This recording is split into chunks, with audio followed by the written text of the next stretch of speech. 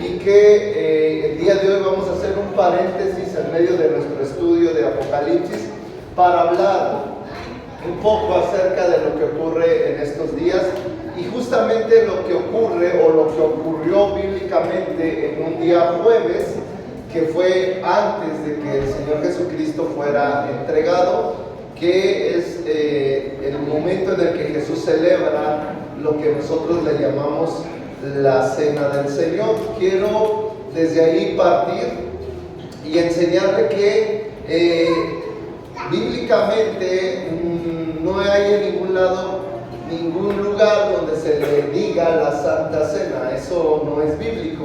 Se le conoce como la Cena del Señor, ¿sale? La Santa Cena es la forma coloquial en la que la conocemos, pero bíblicamente no viene así registrado, sino se le conoce como la Cena del Señor o la Última Cena.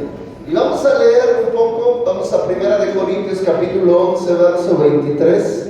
1 Corintios 11, 23 dice: porque yo recibí del Señor lo que también os he enseñado, que el Señor Jesús, la noche que fue entregado, tomó pan y habiendo dado gracias lo partió y dijo: tomad, comed, esto es mi cuerpo que por vosotros es partido, haced esto en memoria de mí. Asimismo tomó también la copa después de haber cenado, diciendo: esta copa es el nuevo pacto en mi sangre, haced esto todas las veces que la bebieres en memoria de mí. Así pues, todas las veces que comiereis este pan y bebiereis esta copa, la muerte del Señor anunciáis hasta que Él venga. Muy bien, quiero explicar algunas cosas al respecto de esto.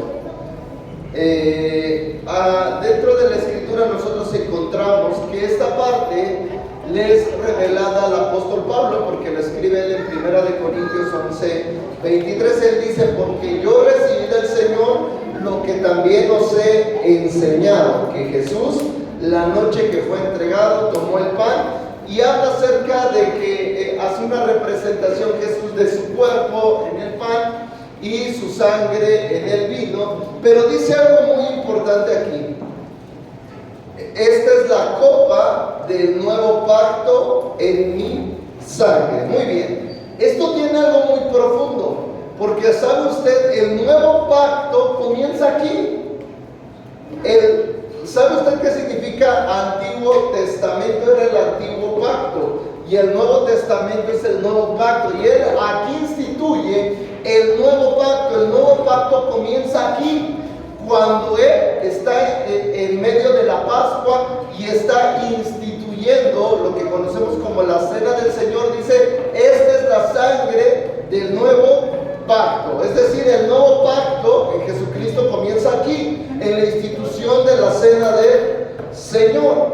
Y ahora, ¿qué significa el nuevo pacto? Que había un pacto anterior que tenía Dios con los hombres, y que a través ahora de este nuevo pacto hay una nueva comunión del hombre para con Dios. Pero era necesario que el antiguo pacto dejara de ser, porque ya estaba en caducidad, ya no era funcional. Ahora Jesucristo viene a instituir algo que se le llama el nuevo pacto. Ahora, muy bien, hablando en términos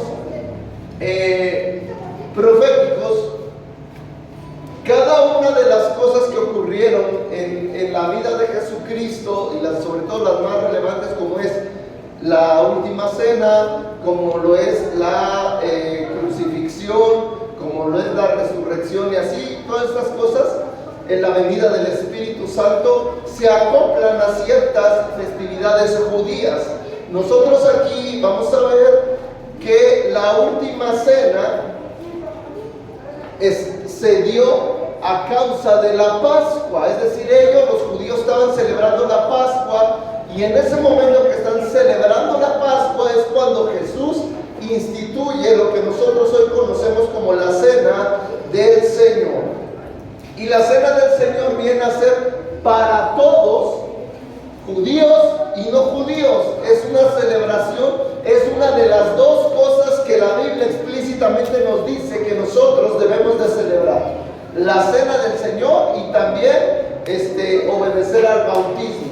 y eso es para toda la iglesia. Entonces, la cena del Señor se gesta en medio de una festividad que era la Pascua. Ahora, vamos a tomar como base la Pascua judía para ir viendo las similitudes que hay con la cena del Señor.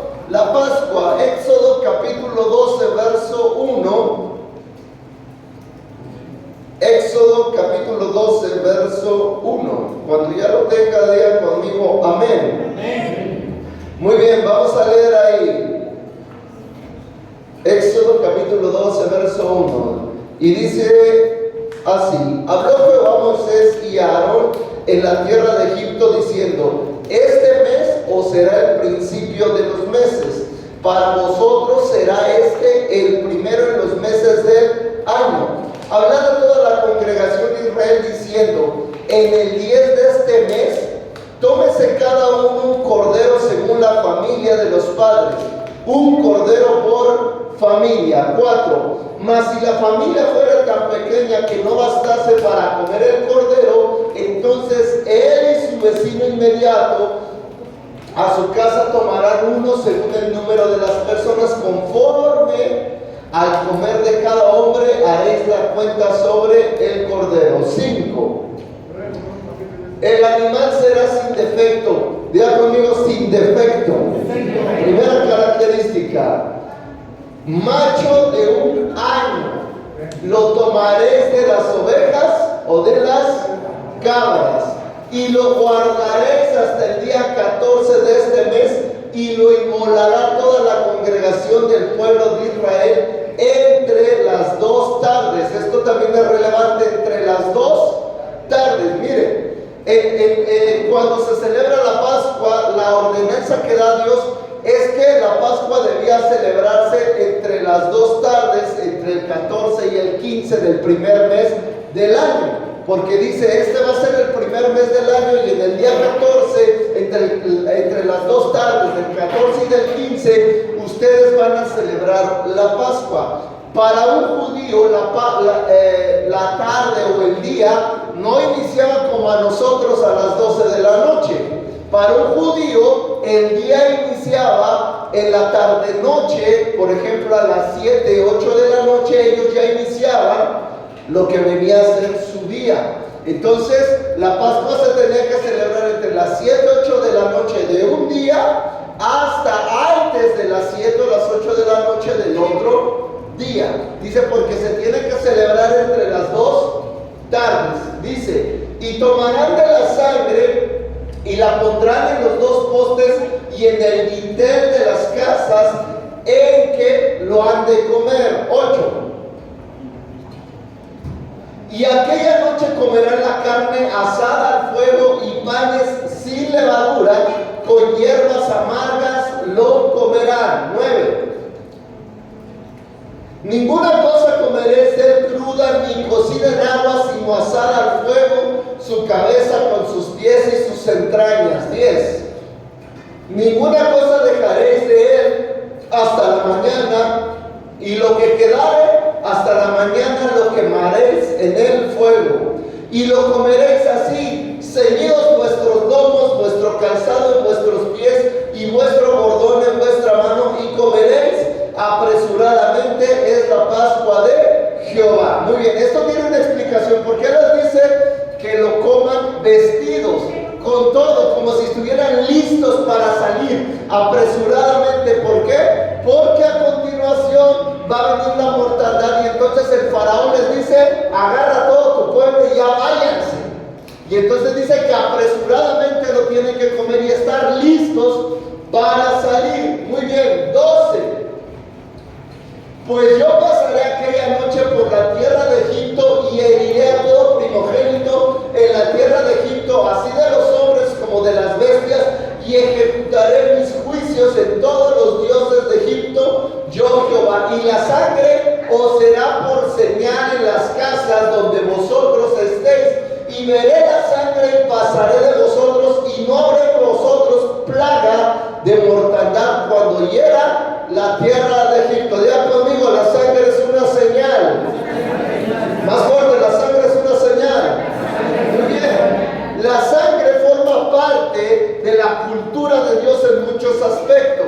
Marca ciertas cosas importantes y sobre todo la sangre se utiliza para hacer un pacto. Aquí se le pide al pueblo, esta fue la primer Pascua cuando venía la mortandad. Ahorita vamos a comparar la primer Pascua, la celebración instituida cada año para los judíos para celebrar la Pascua y la cena del Señor. Pero lo importante aquí es que veamos los puntos claves de lo que es la Pascua originalmente. La primer Pascua, agarraron y pidieron un cordero macho de 1 año, cuidado, sin defecto. Pidieron la sangre de él y con la sangre rociaron el dintel, la estructura de la puerta de la casa, para marcar una señal. La sangre se utiliza para hacer una señal, para marcar un sentido de pacto con Dios. Y entonces se marca y venía la plaga de mortandad y donde veía la señal de la sangre, ahí no pasaba la mortandad. Sin embargo, sobre todo el pueblo de Egipto arrasó la muerte de los primogénitos y entonces el faraón se levanta, llama a Moisés y a Aarón y les dice: ¿saben qué? Tomen a su pueblo, tomen sus cosas y váyanse. ¿Por qué? Porque había muerto el príncipe de Egipto, el hijo del faraón murió en medio de esta plaga de mortandad. Muy bien. Levítico capítulo 23, verso 4. Estas son las fiestas solemnes de Jehová, las convocaciones santas a las cuales convocaréis en sus tiempos. En el mes primero, a los 14 del mes, entre las 2 tardes, Pascua es de Jehová.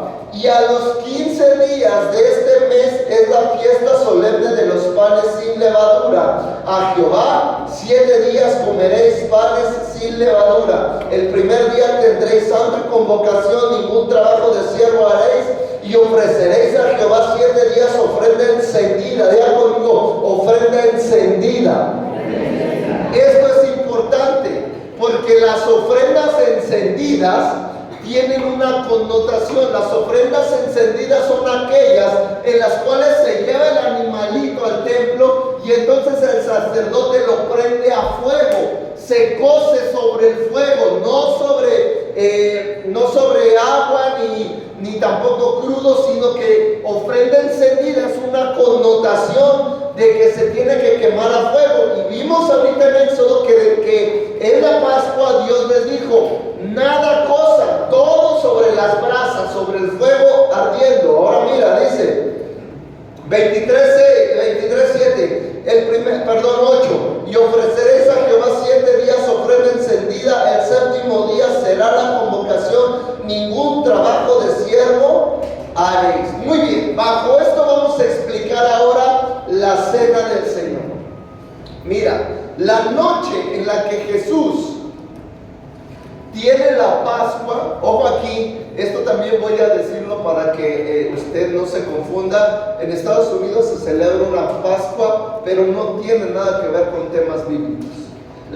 Aunque ellos quieren pretender que sí, la Pascua que ellos celebran lo hacen bajo el sentido de que hay un conejo en estos días que va y empieza a regar sus huevos por todos lados, cuando los conejos pues obviamente no nacen del huevo, y se supone que simboliza que tienes buena fortuna al encontrar los huevos del conejo, pero esa es otra cosa que no tiene que ver nada con términos bíblicos, ¿sale? Ahora, la noche en que Jesús está celebrando la Pascua judía, la Pascua judía es la conmemoración de cuando los hijos de Israel salen de la tierra de Egipto y son librados de la mano del faraón y son encaminados a la tierra que Dios les ha prometido. Los saca de ahí, los saca de Egipto. Entonces habla del sentido de la libertad. Entonces ellos cada año celebraban la Pascua, todos los años. Era una ley, era una institución,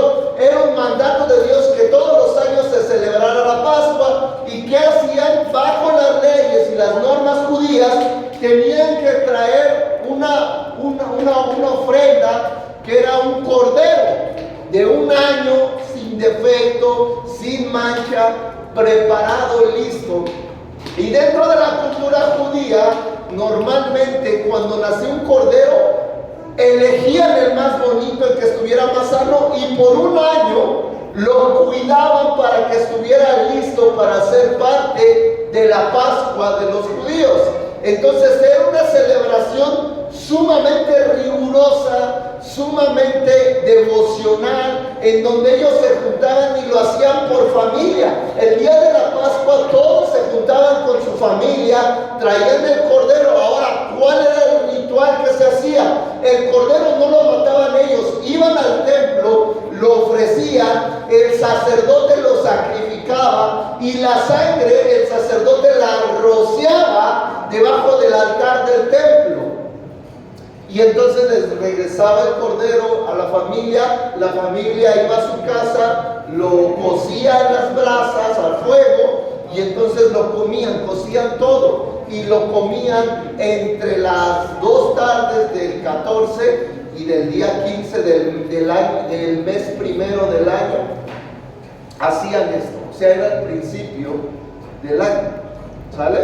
Entonces hacían el ritual y entonces a Jesús, él sabiendo que iba a ser entregado, él decide comer la Pascua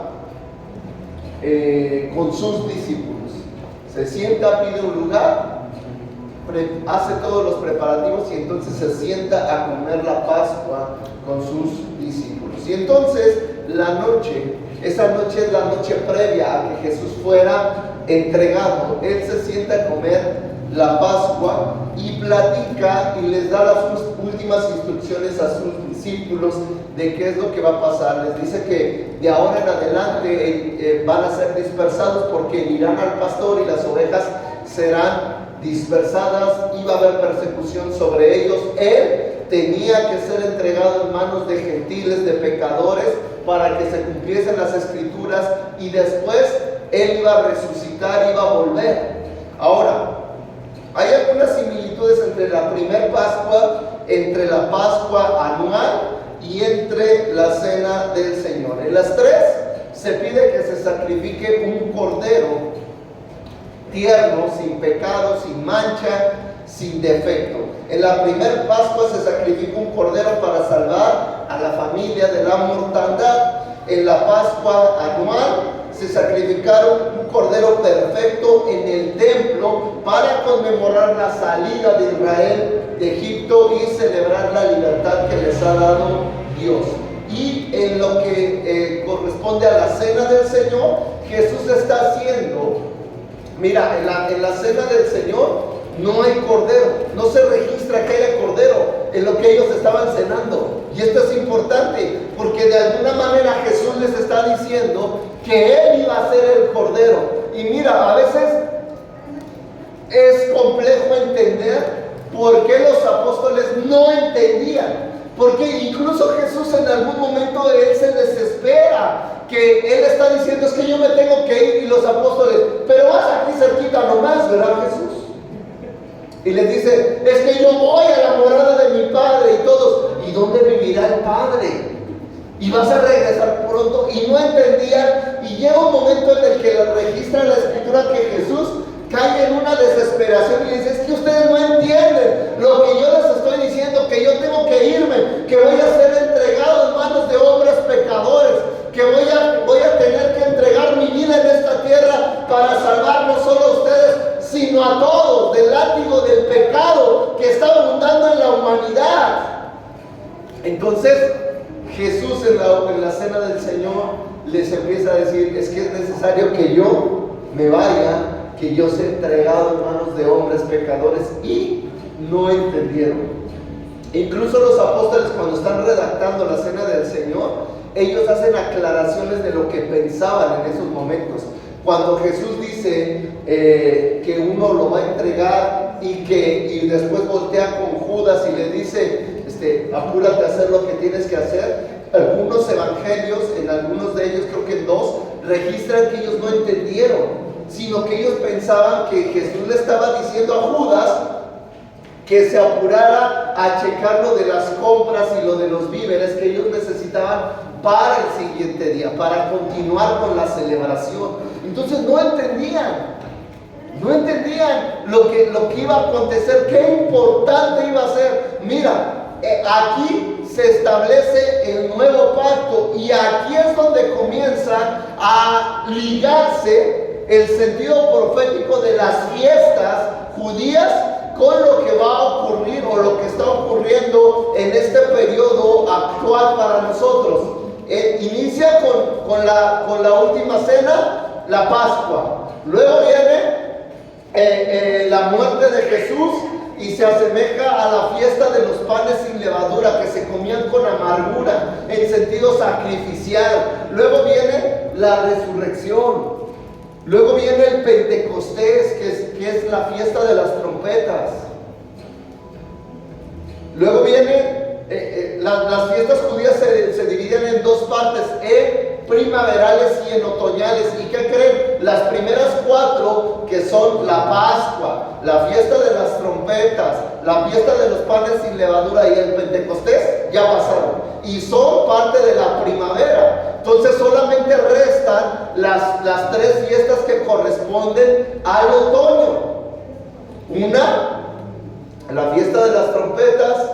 2, el Yom Kippur. ¿Se han escuchado el Yom Kippur? Que es el de la expiación, que esa todavía lo celebran los judíos y es una de sus celebraciones más importantes, el Yom Kippur. Y luego viene la última, que es la cena, donde es una celebración donde se celebra con todo el pueblo, y eso algunos teólogos creen que se asemeja al milenio, a lo que va a pasar en el milenio. Entonces, en la cena del Señor, en la última cena, se establece el nuevo pacto y de ahí empieza el periodo actual para nosotros antes de ser arrebatados.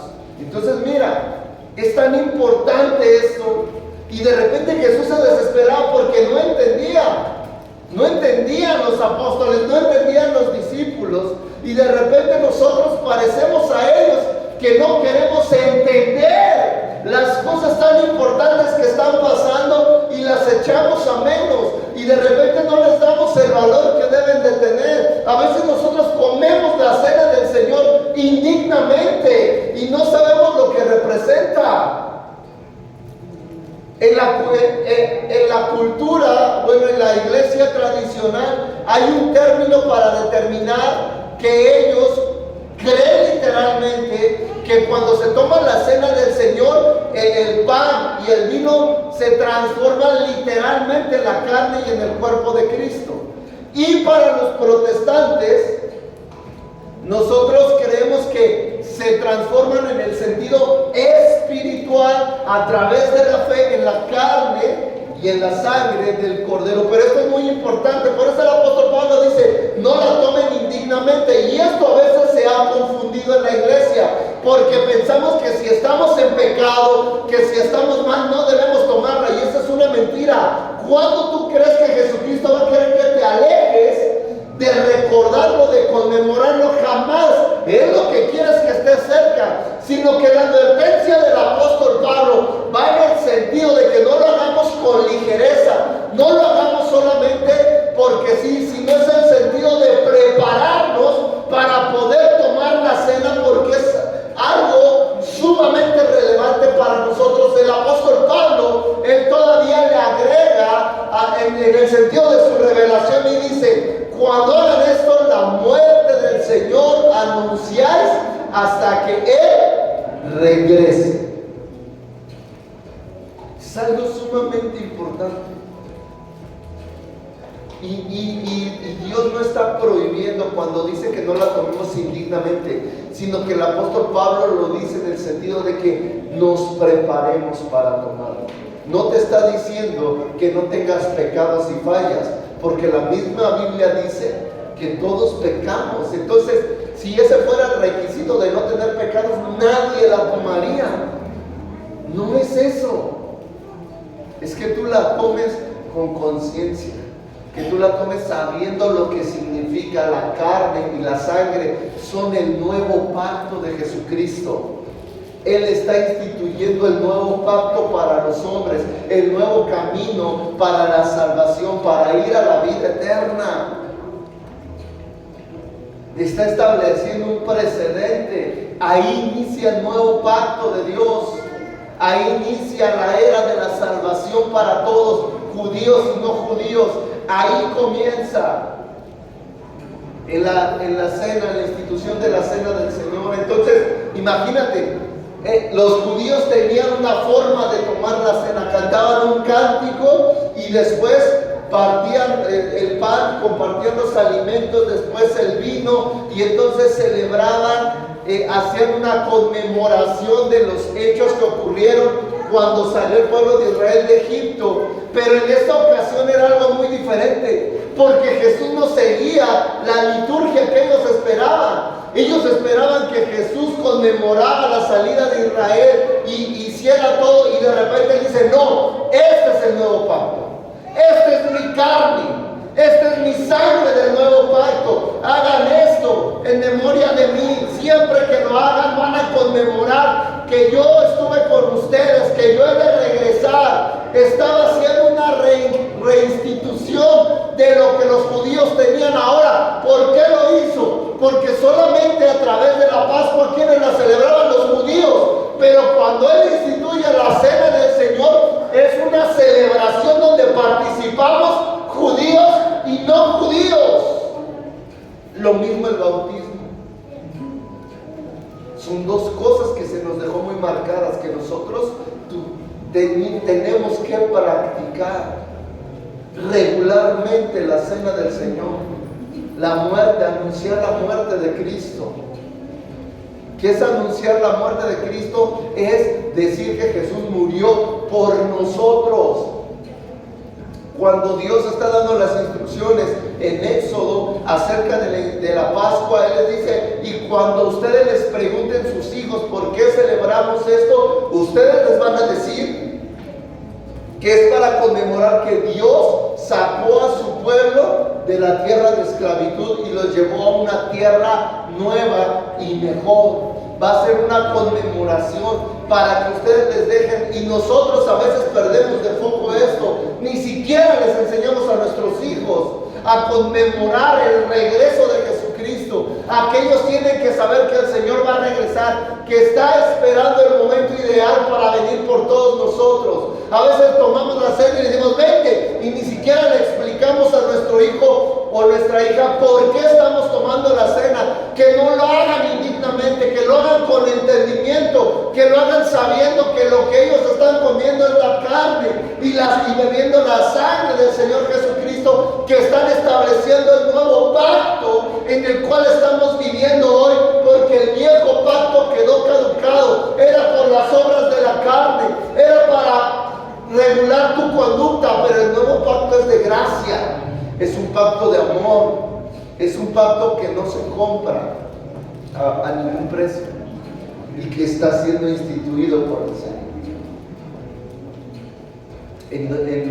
Imagínate, y yo quiero que te pongas en este, que seas empático. Últimamente se ocupa mucho esta palabra, ser empático, ponerte en los zapatos del otro. Imagínate que yo te digo hoy va a ser tu último día en esta tierra. Hoy, si quieres, te sientas a cenar con tu familia, pero mañana se acaba todo para ti. Hoy se acaba, en la última, tienes tu último chance de estar aquí. Algunos de ustedes dirían: bueno, no importa lo que tenga guardado, voy a ir ahí y comprar lo mejor, voy a cenar con mi familia, voy a platicar con ellos, voy a darles mis últimos consejos, voy a darle las últimas palabras, voy a compartir con ellos una última vez, que podamos celebrar, que podamos sonreír, gozarnos, que podamos estar juntos, que no haya pleitos, peleas. Ese era el sentir de Jesucristo en ese último día. Él sabía que iba a partir. Él sabía que era la última vez. Y Él mismo dice: ya no la comeré más hasta que venga el reino de mi Padre. Y ya no tomaré más vino hasta que venga el reino de Dios. Ya no más. Era la última vez que Él se sentaba con sus apóstoles, que les daba las instrucciones y que les decía que Él tenía que partir y ser entregado. Y eso es muy importante. Y para nosotros debe de ser muy importante y relevante. Ahí nació el nuevo pacto. Ahí empezó la era de la gracia y de la salvación a través de la muerte de Jesucristo. Ahí ese era el principio del principio.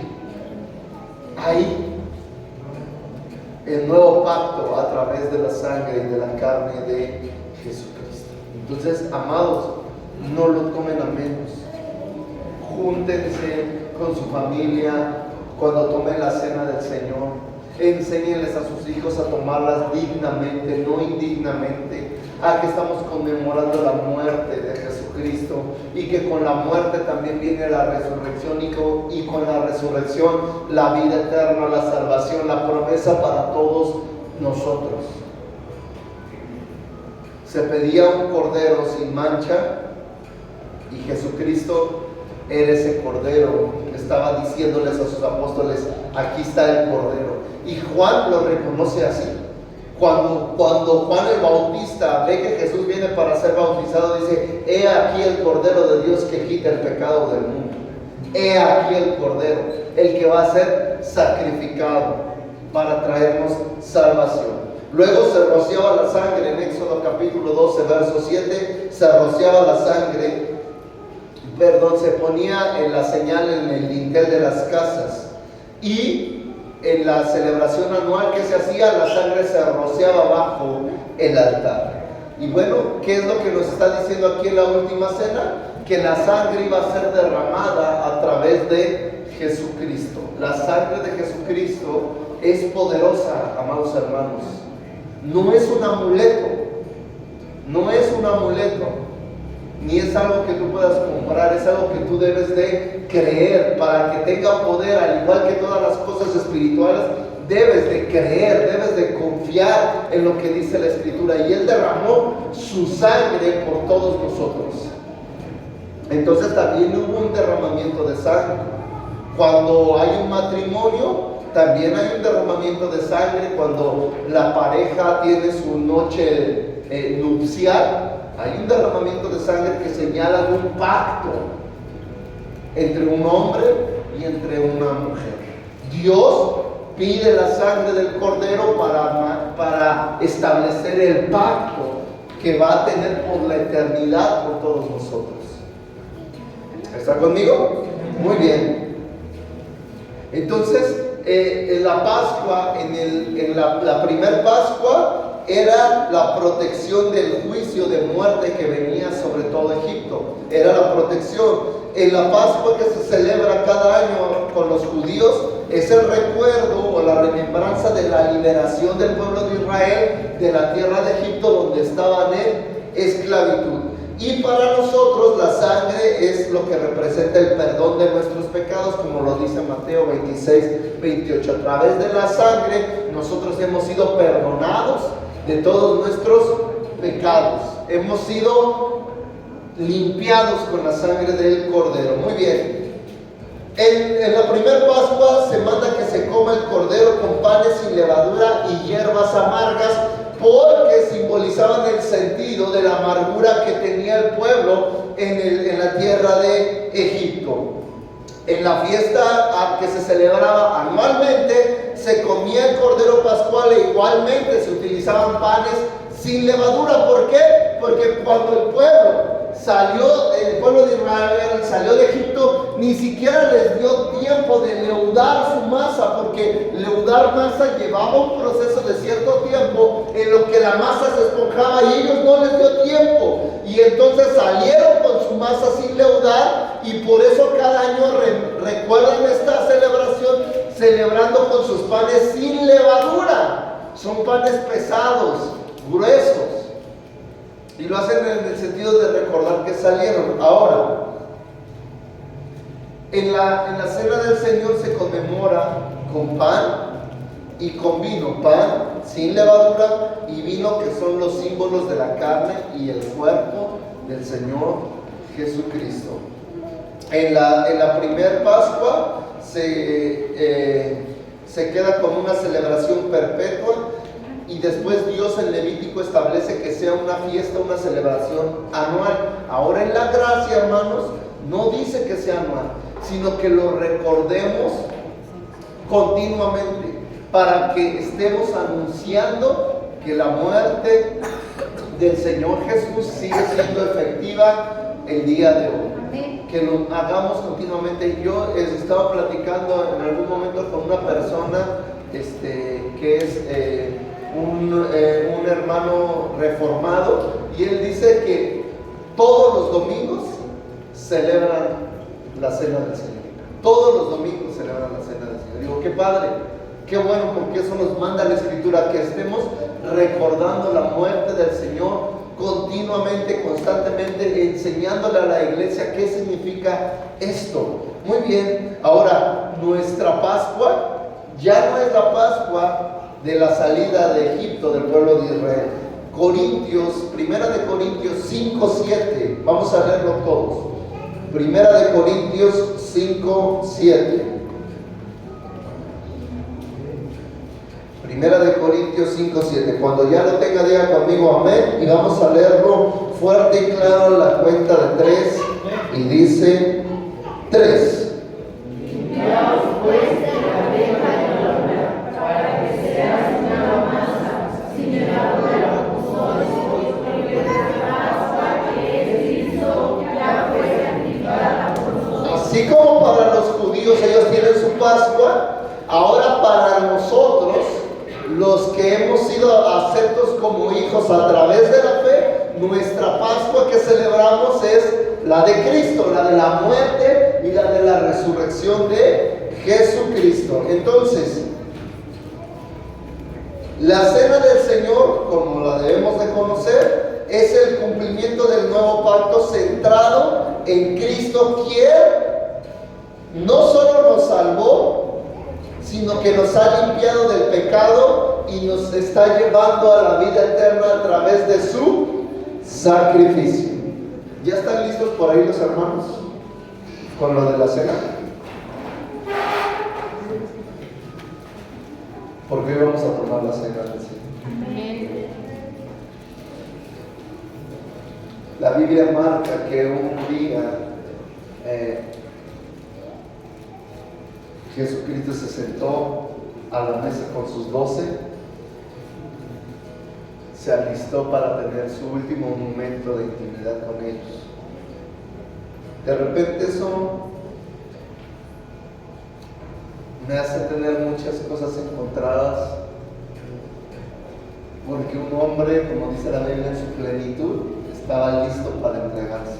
Y no solo un hombre, sino Dios mismo, en su forma de hombre. Dice la Biblia, se humilló a sí mismo y se hizo hombre. Vamos a dejar que nuestros hermanos, mientras también viene el grupo de alabanza, por favor. Perdón, nada más nos que dijo la pastora que va a pasar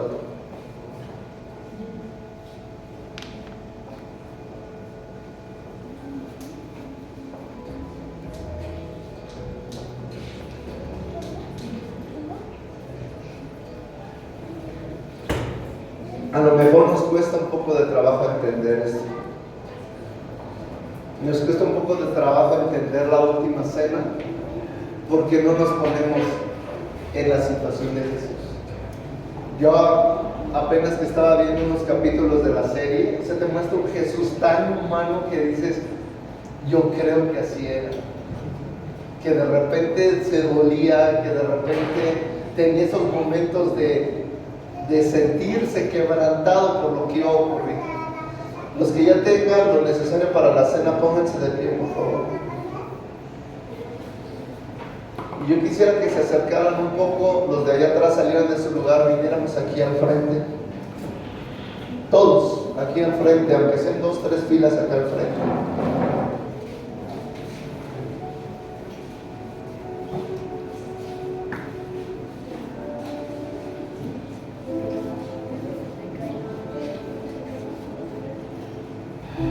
Vénganse para acá, chiquillos. Ahí.